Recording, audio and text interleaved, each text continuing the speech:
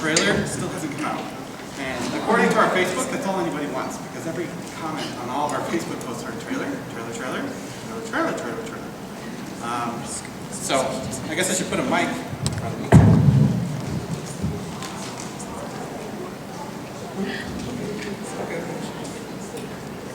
So just a quick update on the trailer. Again, we're an independent fan site, so we don't actually work for the studio.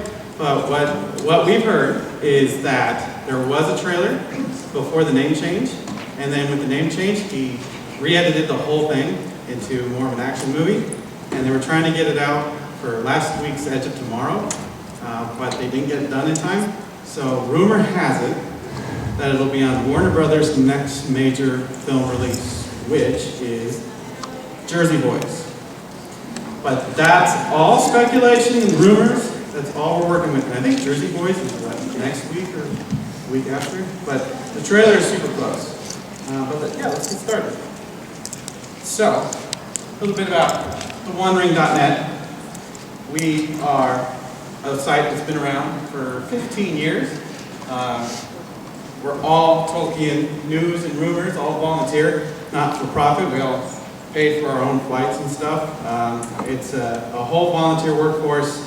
Everybody that moderates the chat rooms and the message boards and posts all the articles and does all the reviews of all the toys and figures and trailers and frame-by-frame analysis and everything else, it's all volunteer fans that submit stuff to our website.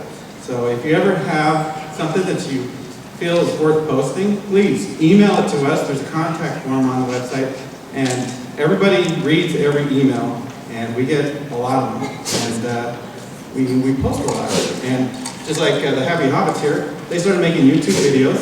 They're like, hey, we kind of live like hobbits. You guys like to see our videos? And YouTube videos. And so now they're on panels with us. So you never know where your creativity will lead you.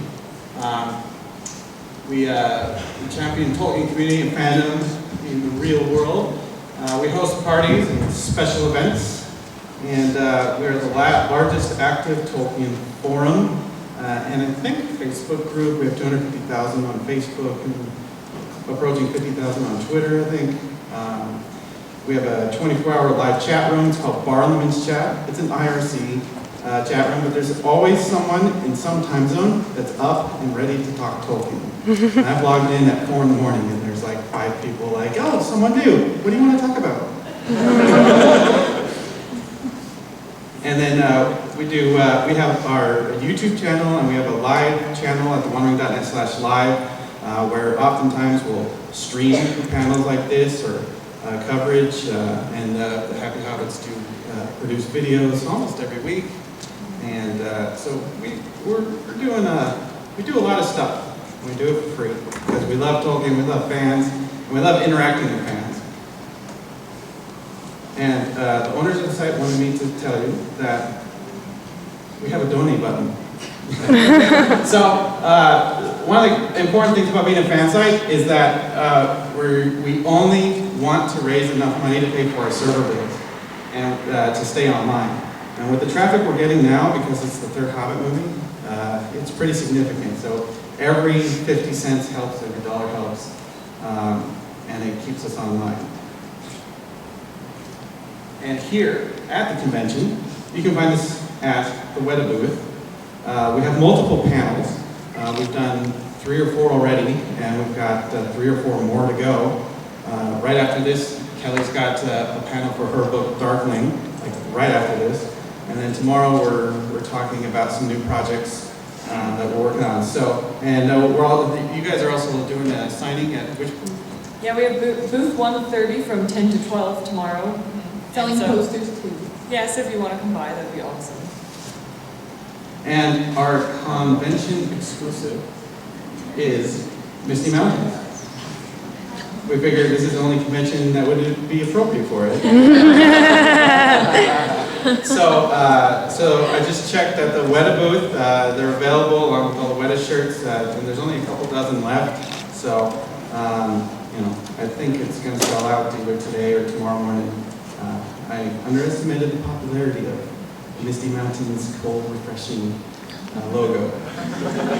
So, let's catch you up real quick. Last time on The Hobbit, Radagast is on his way to White Council, Gandalf is imprisoned in Dol Guldur, Fili Kili Gopher and Oin are in Lake Town, with Tauriel and Bard's kids, and that third bullet point makes no sense if you read the book. Bard is imprisoned in Lake Town. Legolas is chasing Bolg on a horse.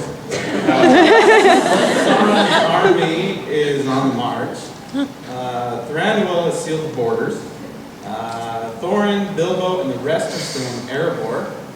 And Smaug is still on his way to Level Lake Town. So pretty much everything that we thought would happen in the second movie, that didn't quite get to its completion. How many people thought that Smaug would bite the bullet at the end of the second movie?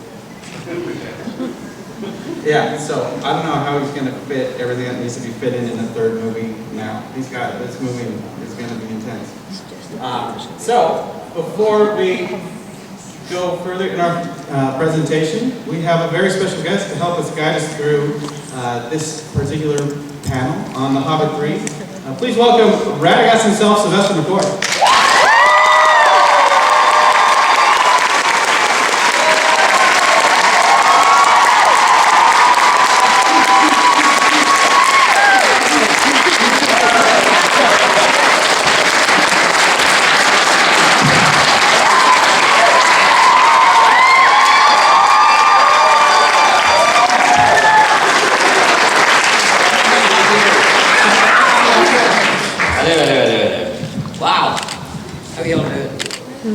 My name is Radagast Brown.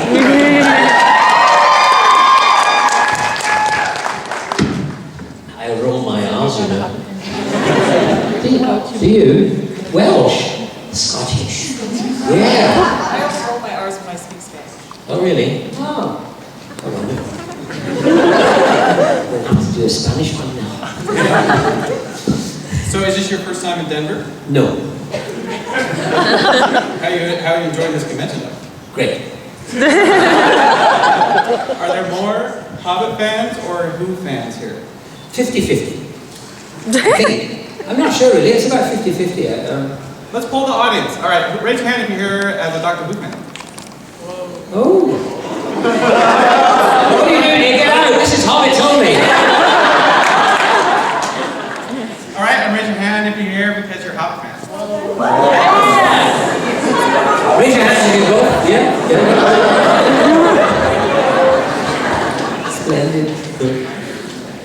So, we're just going to go through everything we think we know about the third movie and figure if you have anything to add, please chime in. Because at this point, I don't think they can fire you. No, I'm not going to give anything away. Aww. No way! I can't, it's just wrong. Because, you know, if I tell you, then I'd say, this is just between us, don't tell anyone else. Someone will be going, it's gone up into the ether and it's the world. I don't tell you anything, because I don't really know anything, I haven't seen it. I've got to do an ADR, which is an additional dialogue recording for it in July, and I might get my first glimpse of it, but only a glimpse of certain scenes that might just need dialogue, kind of fixing. So I don't know nothing about it, and if I did, I wouldn't tell you anyway. Well, from what we've heard from a few of the dwarves like Adam Brown, that all their ADR so far this month has been a bunch of battle cries and yelling. Do you mean there's a battle in it? What's it called? Well, it was There and Back Again. Now it's Battle of the Five Armies. Oh, so there must be a battle in it. There might be 5 battles. Or 1 battle with 5 armies.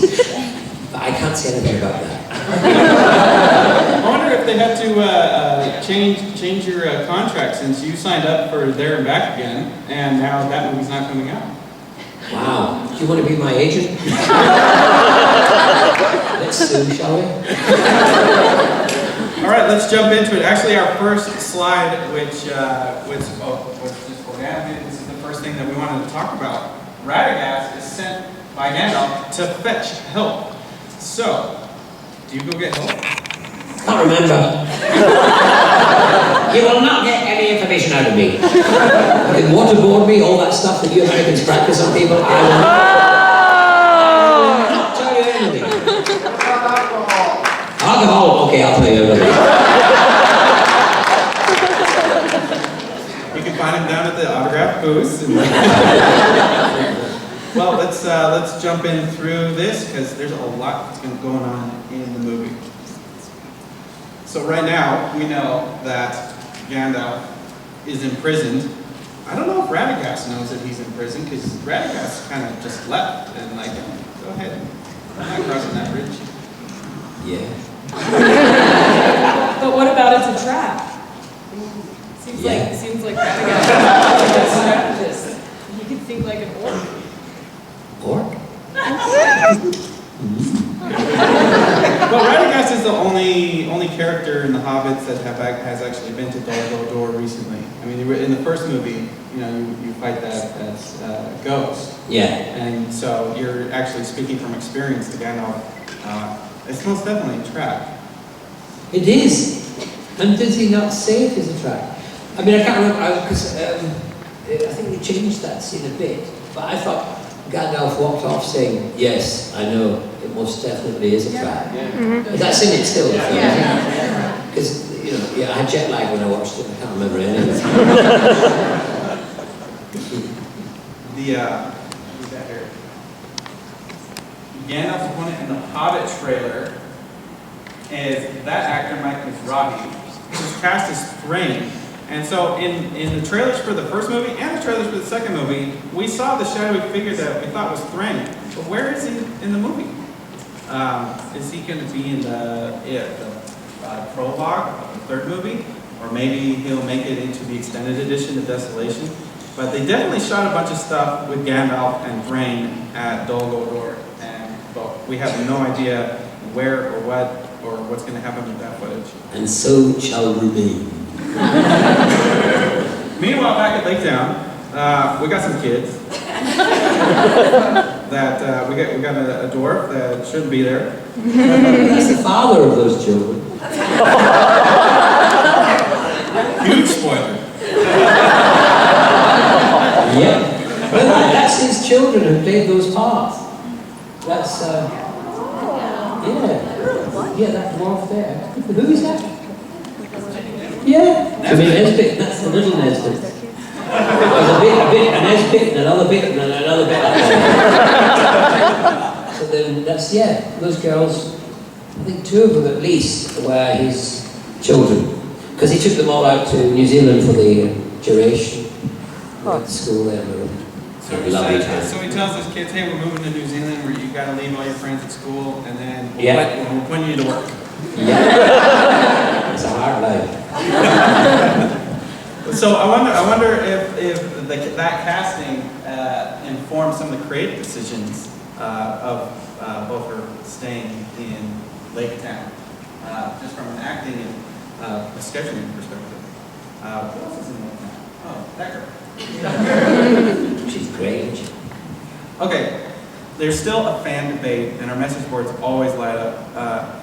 Who here loves Taro?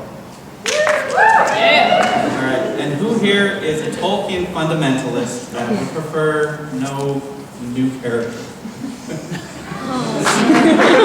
There you go. Yeah, I mean, I must say the love thing is a bit weird. Yeah. Doesn't fit, but anyway. She's lovely to look at, and she's great.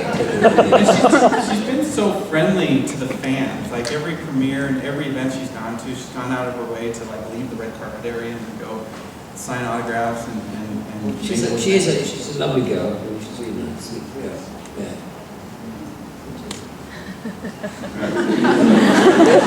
And he's locked up for some reason.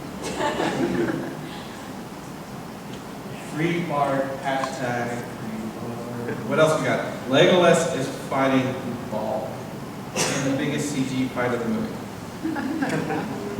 What, is this, you've stolen this from the film. Shall I arrest you and make a citizen's arrest? You're not in this country, you can't arrest me. You might think it's your country, but we had it long, we had it first.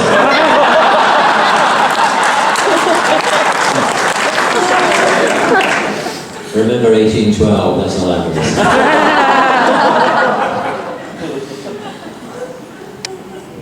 Dark Forces will be marching from Dol Guldur. We've seen some photos, early release photos, and small video clips from the production diaries of these huge armies on the march. I don't think anyone was expecting huge armies to march from Dol Guldur. You've read the books. What are the 5 armies in the Battle of the 5 Armies? I might need help for this. There's the elves, the dwarves. Did the 2 different clans of dwarves count separately? So there's elves, dwarves, orcs. Do orcs and goblins count separately? Do eagles count? Does Beorn get his own number? Because he kind of should. What about wizards? Yeah, what about wizards? And then,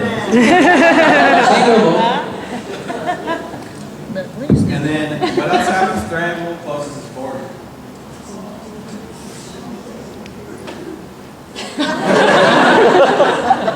So how do you think Thranduil's going to get convinced to come out? And like what? And Toriel's the moral compass for her people. You think that's the role Toriel has to play? That's what Yubi says. Yeah. Well, What? That's what I'm right out her mouth. well, she told that to us. She didn't like say it to anyone. Well. But so maybe that's like a scoop, like our very first scoop, is that eventually Lily sees Toriel as the moral compass of the story. Because she's the driving force to say, don't be isolationist. You know, you need to play your part in the world, and we're a part of this world. This is a message for America. She's Canadian. And then we also have some dwarves still in airborne, and with top of the level, and a dragon who All right, so many of you know that have been regulars at The One Ring for a long time. Quickbeam, Cliff Broadway, is one of our senior editors, and he's on his business card he says Tolkien scholar, and he can't stand any of the melted gold stuff. I thought it was so much fun. I thought this is exactly what we want. We want more dragon, more adventure, more Smaug the Golden. Yes, show it to me. But Cliff is a Tolkien fundamentalist. So let me get a gauge. Like, how many people enjoyed that whole Smaug the Golden? All right, so it's fun. Look, no matter how many changes are made to The Hobbit, or even in The Lord of the Rings, where significant changes were made, the execution on those changes is everything. And I think the execution on almost everything that Peter Jackson has done in the first two movies has been pretty good. And the next movie is just going to be more in the Peter Jackson wheelhouse of epic battles. So I think we're in a good place with Smaug. Yes. And then he's flying to Lake Town. Smaug the Golden. You know, we just had a panel a couple hours ago with some dinosaur experts, and they said Smaug just wouldn't have been able to fly. He was too heavy. Oh dear. Don't make fun of his weight. I better go. Yes, I better go back and tell Peter that. He'll have to remake the second film.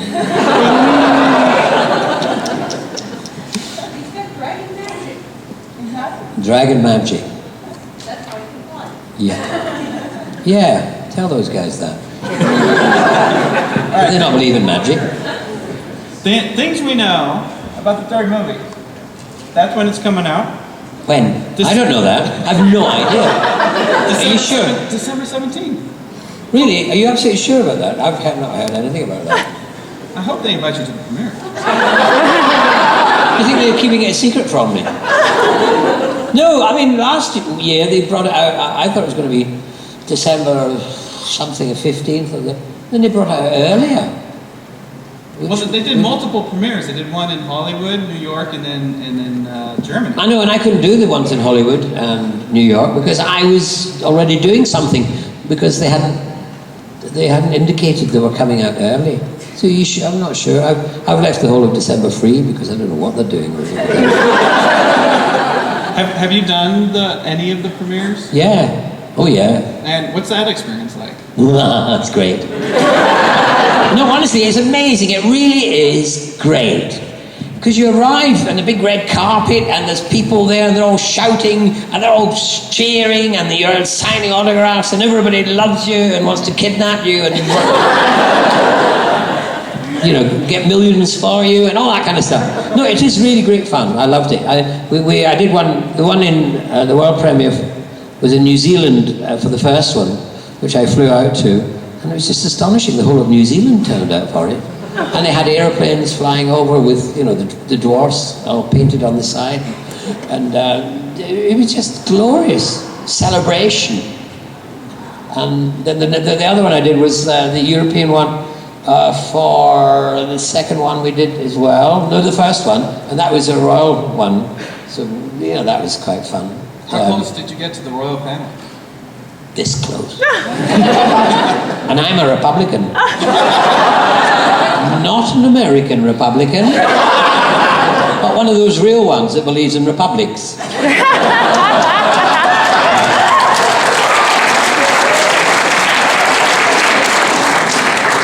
Alright, what else is going to happen? Things we know. Smaug will attack Lake Town and there will be lots of fire.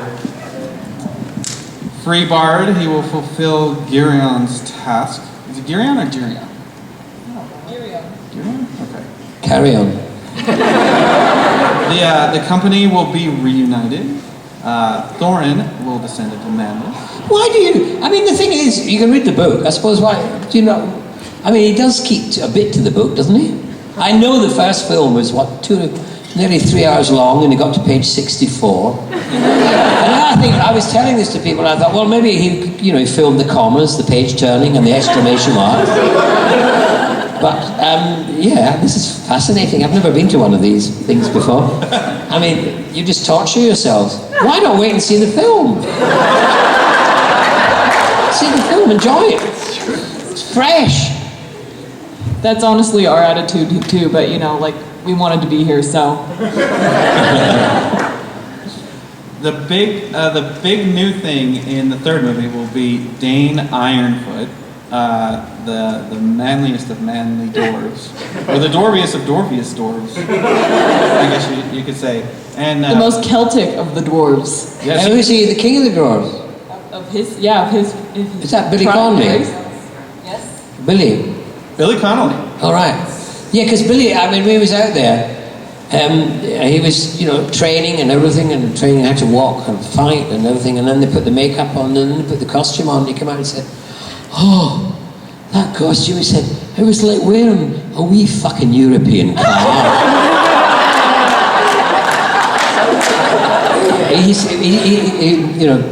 That's exactly what he said. I never use that language personally. But anyway, there's a child there. Sorry. He wasn't focusing. Oh, good.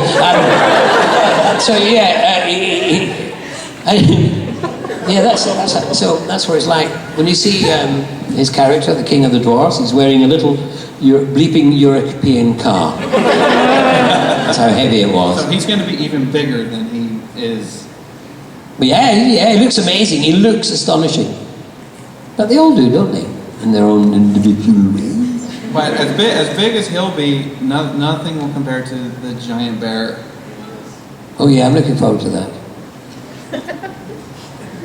That's a bit. Is that the one round the corner? Yeah.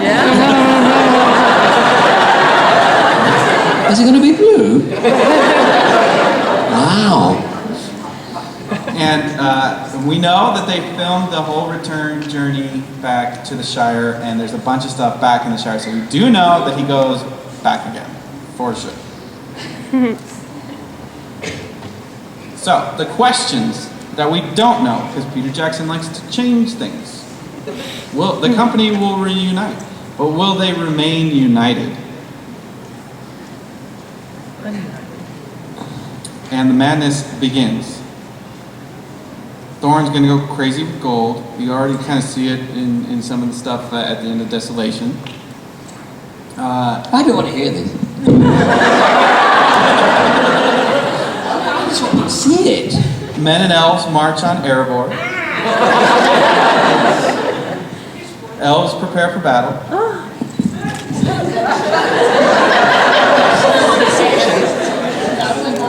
Elves, yeah, watching me and my sister screaming. Look at You know, Lee Pace has got a TV show now. Yeah, anybody watching that? Yeah. Halt and Catch Fire on AMC. He's in your home every Sunday night.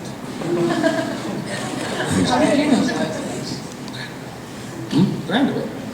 Oh. The Elven King. Oh, that big tall fellow with the long blonde hair. I thought I was him over there. Just where's the Ark of Stone? Peter intentionally left that little question mark at the end of the movie. Nobody knows if Bilbo actually has it, or if it's still lost, or if someone else picked it up. And then the White Council is going to get together and make something happen. Does Gandalf get rescued? No. He No, he's never he seen dies. again. He's never seen again. I go back and there's this kind of skeleton with a big long beard and a hat all bent over, kind of. So then is the Gandalf in The Lord of the Rings actually Radagast in disguise? Yes, I take over. You guessed it. We were trying to keep that from the public. Because he's got my stave, you know. So anyway. And then we just started talking about Oh, Billy. Billy Connolly. That's what Dane looks like in the Battle for Middle-earth video game. There's a drawing from Ted Naismith. There is a card from the CCG game. So there's been a lot of interpretations of Dane over the years. But I have a feeling that once we see Billy Connolly on screen, that will become the definitive Dane Ironfoot. He's great. I mean, it does look amazing, his makeup. And I've seen it. How about his wild boar's makeup? I don't know. He becomes a wild boar, does he? Billy could never be boring. It's impossible. so Billy rides it, or Dane Ironfoot rides into battle on a big giant battle boar. And To that music.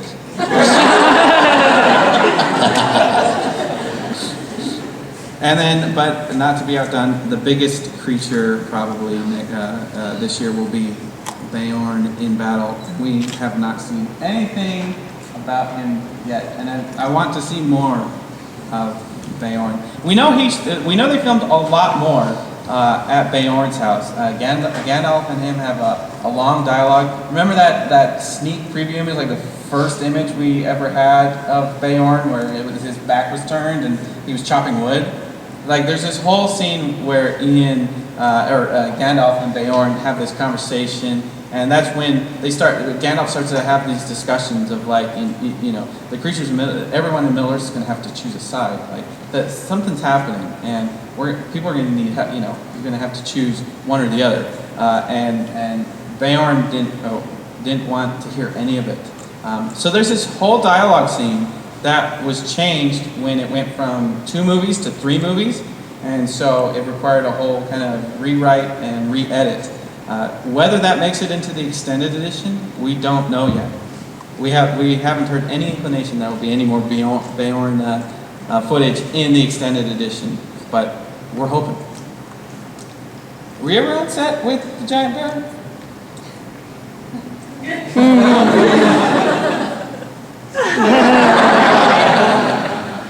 No comment. And here's some of the artist renditions over the years of what the Battle of 5 Armies looks like. It's huge. It's ginormous. It's lots of bodies and birds and creatures and orcs and everything else flying about. I mean, do you guys think that Beorn will be this big in the movie version?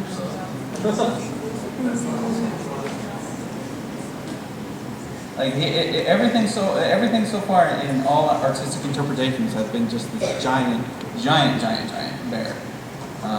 So I don't know if he's going to get any bigger. Well, in 3D, in those big cinemas, IMAX, Maybe they shot all this stuff in IMAX. can be really big.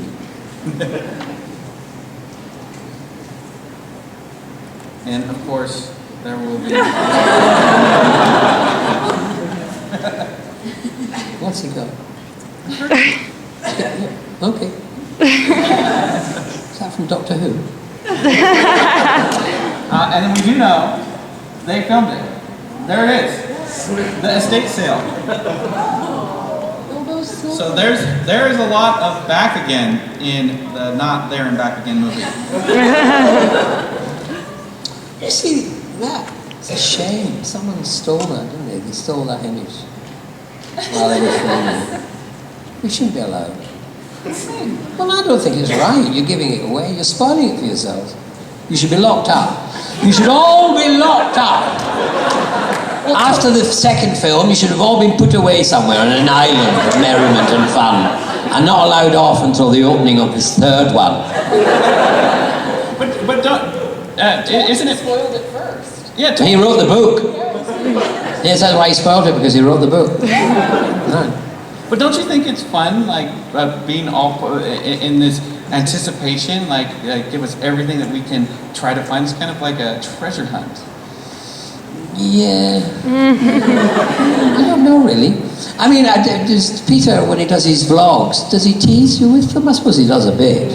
Gives you hints of this and that. I suppose he wants to keep you tickled, like you're tickling a salmon. You know, you've all been tickled like a salmon, and you're going to be pushed out of the water and made to be eaten by a big giant bear. But there is something to what you're saying, because the last production diary we got was December. So we're halfway through the year and we haven't gotten anything from Peter. Mum's the word over there. Yeah, it must be. And then, I put a slide in of other Tolkien news, because it's not often that there's new Tolkien to read. Really? Yeah. So, they just published the new J.R.R. Tolkien's. But he's dead. Did they get it from the grave? Did they do it with a Ouija board? God, that's a big long name. Are you sure that's how you spell it? Originally written in 1927, never been published. It's Tolkien part of what started the novel. All right, 27. Written 27. And then, did you get? Yeah, it's one of the first things. It's one thing that that Beowulf scholars have clamored for years to get their hands on it, and now it's available to anybody. Also, did you guys see the latest news? This was, I think, a week or two ago, that someone unearthed an actual audio recording of Tolkien at a fan club meeting. Cool. Yeah, early on in his career, the Hobbit had just got a German translation, and his German publisher sent him to an event in Germany, and he thought it was just going to be like high society people, but it turned into like 500 fan club members, and he went into this whole speech of what the Lord of the Rings means when he wrote it, like everything that all the rumors and whispers of what all the characters mean. And there is an hour-and-a-half recording that they're now digitally restoring. Oh, brilliant. That'd be good to hear, wouldn't it? And at the end he says, and don't try and find out what's in the free films.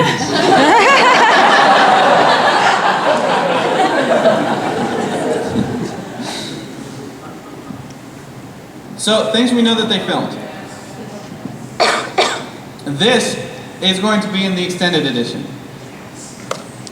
And you can see he's being carried by the other dwarves. As Bomber falls into the Shannon River and goes to sleep. I don't know, you read the book. What happens? He falls into the river, goes to sleep. And then Thorin gets all pissed and was like, if you weren't so fat, this would be a lot easier. Because Bomber complains about walking after, and Thorin gets all mad. Obviously, there's something in the water because by the time they run to Bayorn's house, he's fat.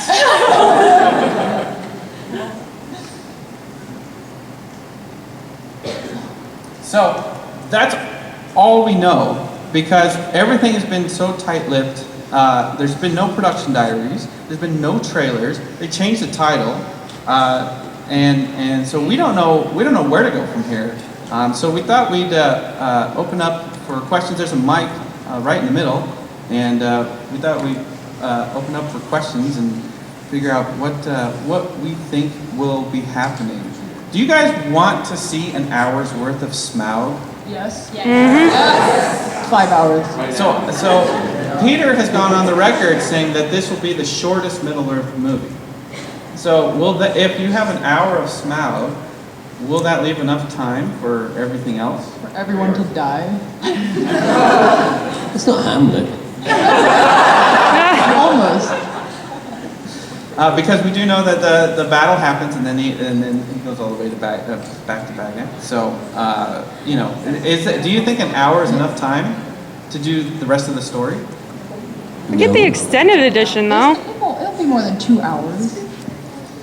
I don't know. He said it's going to be right around 2 hours. But he's known to change his mind. Just a little bit. So, but let's ask you. How many? When did you come in on the project? Were you involved in the Guillermo del Toro days, or? Yeah. Really? Yeah. I mean, what happened was that, my journey towards Radagast was, I went up for Bilbo Baggins. And Originally, and half a dozen other actors did. And then slowly they whittled away, and they got down to 2, and I was one of the 2. So I was that close to getting Bilbo Baggins, a heartbeat away. If they wouldn't tell me who the other actor was, because he'd be dead by now.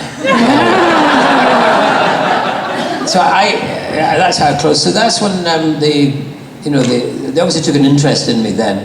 As luck would have it, I worked with Ian McKellen. He plays Gandalf, you know. I'm in The Hobbit, you know. Anyway, so I worked with Ian. We did King Lear together for the Royal Shakespeare Company. We toured the world for a year and a half and did a film of it. And I played the fool to his king, and it's a kind of a double act. We also went to New Zealand and met Peter and Fran and Philippa and all the rest of the clan. And that was the next step towards getting it. So at the end they said, would you do a screen test for Guillermo del Toro? And I did. And I passed it, I got in. So because he didn't know who I was, so they knew. So that was fine. So that's how I got in. So I was in quite early. And the frustrating thing of it being continuously put off, that year horribilis that Peter had to suffer before he got it on, got it going. Yeah. So I was around then, yeah. So had they booked you for filming time, or? Well, they kept saying, yeah, we're going to start now. I think it kept moving. I can't remember precisely for such a long time. I thought it was June, July, in the year before it started. And then October was mentioned, and then that didn't happen. And then, then it started in, when does it start? 2011? 2011. 12. When it came out. No, when it first started filming. Yeah. Well, Ian Holm did a pretty good job. He did a great job.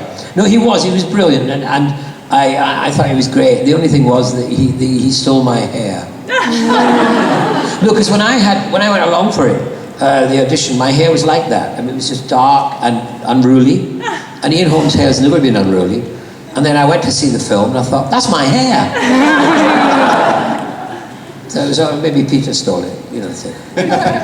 We couldn't get Sylvester. We didn't take his hair. So did he? So when you got Radagast, did he acknowledge that earlier? Oh yeah, we chatted about it when we. It was very sweet. They flew over to London and they invited me for tea.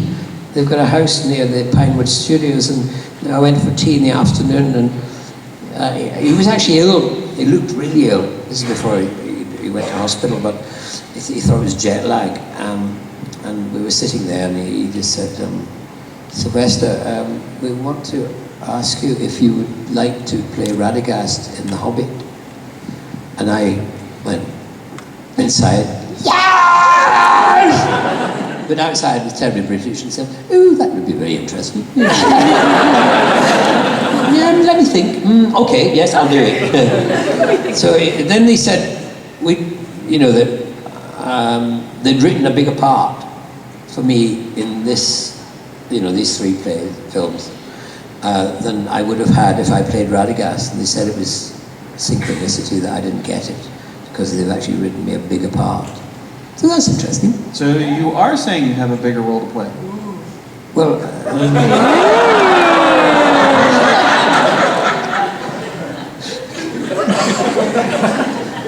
maybe. I mean, I haven't seen it, because Peter changes his mind, as you well know. And the extended version shows other scenes, that went in or put in. So I don't know what. I have no idea. I mean, I really, truthfully, have no idea what the third one is about, except when you read the book. And there is precedence for actually going through the whole process of like shooting stuff, and then Peter just completely changes it. Bulb was filmed on set in a big prosthetic, a big hulking guy, the same guy that played Lurtz and Gothmog.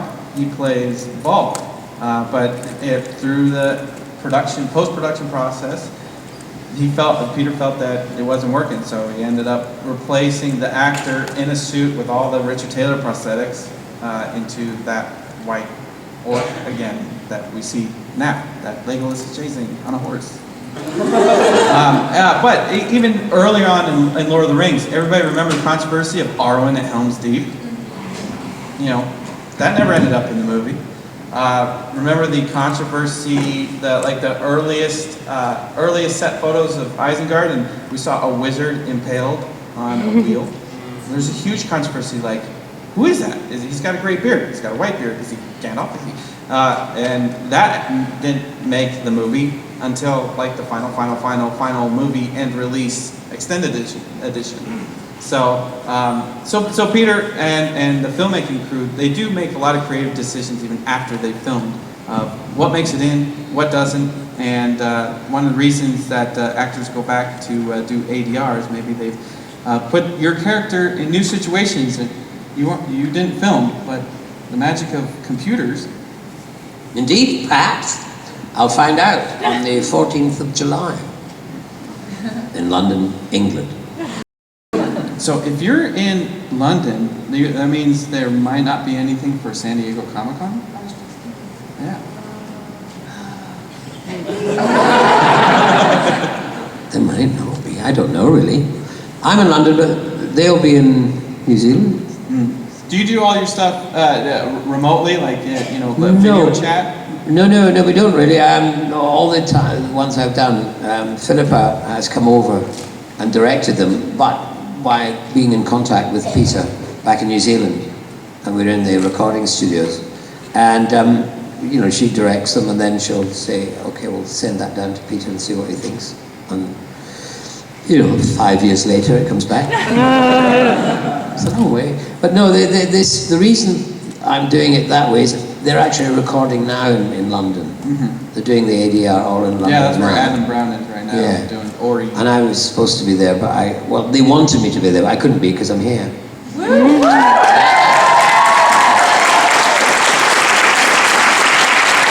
So, if you saw some of the bonus features and production diaries, you saw, especially during the back end, that Ian McKellen was having a bit of a hard time shooting on green screen. He's a stage actor. He loves interacting with people. So Ian was having a little bit of trouble working on green screen. But and all the dwarves, through in the behind the scenes of like the river, the barrels scene, they're all complaining that it's hard and their suits are weighed down. But what is filming these movies fun? Yes, it is fun, but it is also hard work, and but I had great fun because I was put on a sledge and pulled by rabbits, and I had birds flew on my head and all that kind of stuff. Things that everyone would wish for. So I had a ball really, but it was very hard work. The scene inside trying to save Sebastian's life, that went on for 12 hours, and I was improvising. I was running about. The set was stunning, beautiful inside. And the frustrating thing is when you see it on the screen, you only get a hit. You want to go around and look at all of it. It's just so much imagination and detail went into the building of those sets, all the sets, but mine as well. And I was running around, and by the end of the day, I could hardly walk. I literally could hardly walk because of the way the floor was. And then when I was also doing it, I was loving it because I realized I was the only actor who's going to be on that screen. I thought, this is me, I'm going to be out there in 3D. And it's amazing. And I've got this dead, kind of hedgehog in my hand. Anyway, I go to watch the film, and the Wizards of Weta, what do? They create this upstaging little cuddly, horrible hedgehog who I wish I'd never allowed to live. Upstaging me all over the place on the screen. Sebastian. You shouldn't have let him live. I know I shouldn't have let him, but I didn't realize it was going to be so cuddly and lovely and sweet and everything. I thought it was me in that scene. Did you get to interact with any actual animals, or were they all CGI then? They're all CGI. Wow. Even the birds, What about the rabbits? They didn't have any rabbits on stage? No. No, they were men in greens, dressed in green. Pulling you up? Yeah. There also was a little motor car pulled me, and then there was something else pulled me. It's great fun though. I flew off it once. Yeah, we were doing it in a green screen all around the set. Green screen. I was on the sledge, and they put it on a big rubber ring covered in green, and then the sledge, and then me. So it was quite high up. And then they had the floor all green, and under the floor, under the green, they had padding. So we were doing double takes and all sorts of different things. And then they suddenly said, we want to shoot it from a low angle. So they were down there to shoot the sledge at a low angle. But the padding got in the way, so they took the padding away. And that's great, done that. Put the green screen back. And then we did another take, and more double takes. And I did one so big, I pulled my hand off the handle and flew off backwards onto no longer a padded floor, but a concrete floor. And my bum hit the floor, and it was like, it really hurt. And then my head came down, and as my head, it was really slow motion as these things are, my head touched the concrete, and I could feel my brain kind of reacting to this in some sort of way. And then suddenly, one of those, the rugby players dived and caught my head like a volleyball. He just dived, he just dived right over the green. He wasn't wearing green, and got my head before the full force hit the ground. So he saved me from, I don't know, concussion, or maybe I don't know. It was a long way. It was quite a big fall for an old fella like me. So that was good. Saved my life, I think. I will say he's a hero. He did save my life. Well, they're queuing us for time, but I just want to know: is there a reason that you saved Sebastian, story-wise? Well, he's a dying animal. We want to save every animal, but he stands for all animals, really. We couldn't get them all in there. I mean, we're like making Noah. You want that Australian actor in there shouting? He get in the way. No, he's they've got to save someone. And so they chose Sebastian, who is Peter Jackson's PA. Yeah, that's really? Sebastian, yes. Peter Jackson's PA throughout the whole film is called Sebastian. And they called the character after him, which I thought was sweet. Isn't that nice? Yeah. All right, well, that's all the time, and that's all we have on the Hobbit.